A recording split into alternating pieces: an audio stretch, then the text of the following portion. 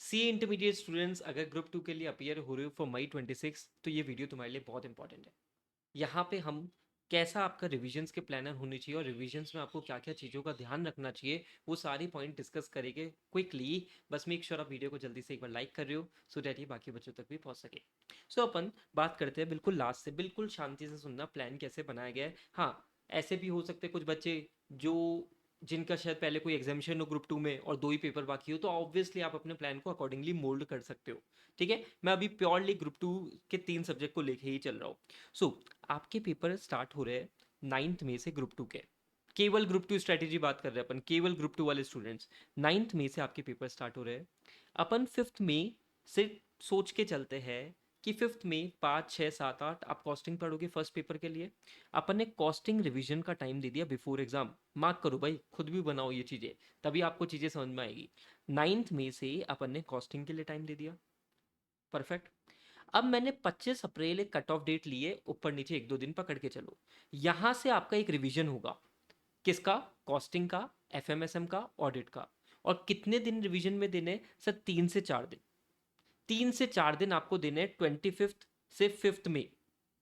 25 से 5 मई तक का टारगेट रखो। मोटा मोटी आपको ऐसा एडजस्ट करना है कि अपने 3 से 4 दिन में अपने रिविजन हो जाए, ऑडिट का भी, एफएमएसएम का भी, कॉस्टिंग का भी। ठीक है, समझा? हाँ, आप इसमें ये चीज कर सकते हो कि सपोज करो अगर अपना रिवीजन किसी सब्जेक्ट में ज्यादा दिन का लग रहा है तो ये 25 के दिन थोड़ा सा शिफ्ट हो जाएगी पहले की। बट मैंने आपको 3 दिन स्पेसिफिकली, 3 साढ़े 3 दिन स्पेसिफिकली क्यों दिए?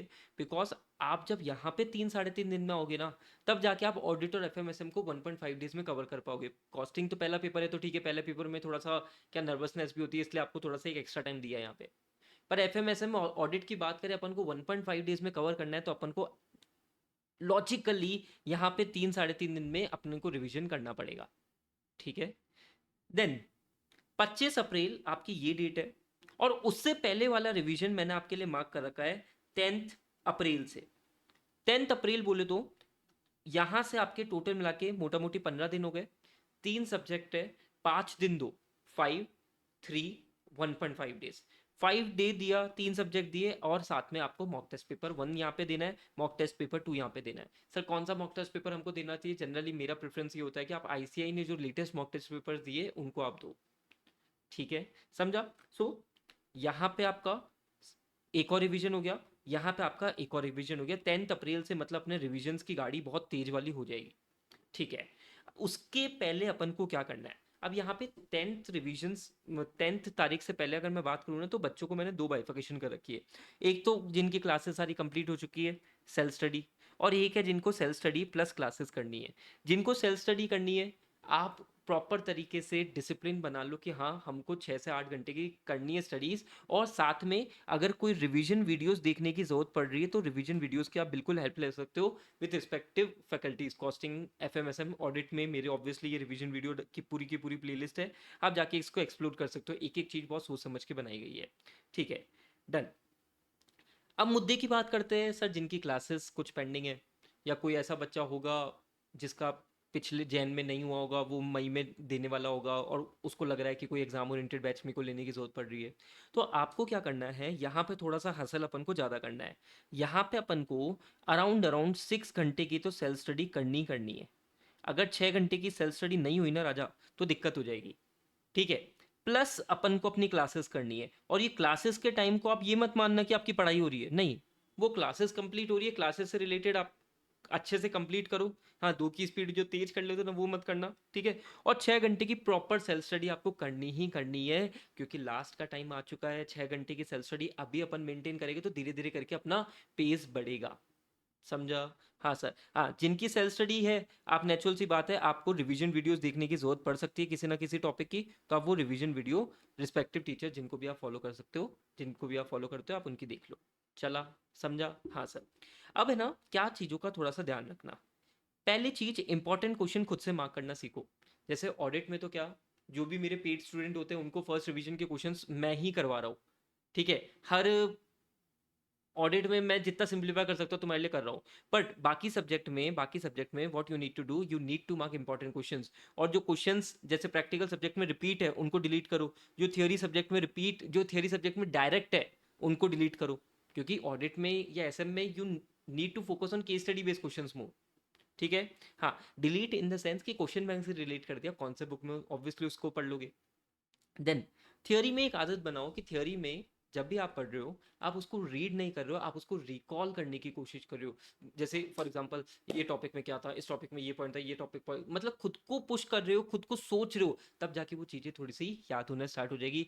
मेमोरी टेक्निक्स बनाओ, स्टोरी बनाओ, पर बहुत ज़्यादा कॉम्प्लिकेट करने की ज़रूरत नहीं है। ठीक है।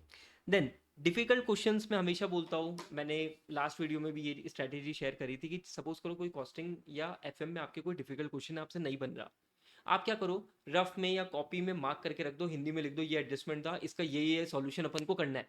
अब समझो समझे तेरे को कि वो सॉल्यूशन तेरे को एक बार में नहीं आया था, पर अगली बार जब तू वो टॉपिक खोलेगा ना तो वो तेरे को पहले ही दिख जाएगा, अच्छा ये वाला क्वेश्चन था, इसमें ये एडजस्टमेंट था, तो वो क्वेश्चन नेचुरली तेरा क्वेश्चन वो आसान हो जाएगा।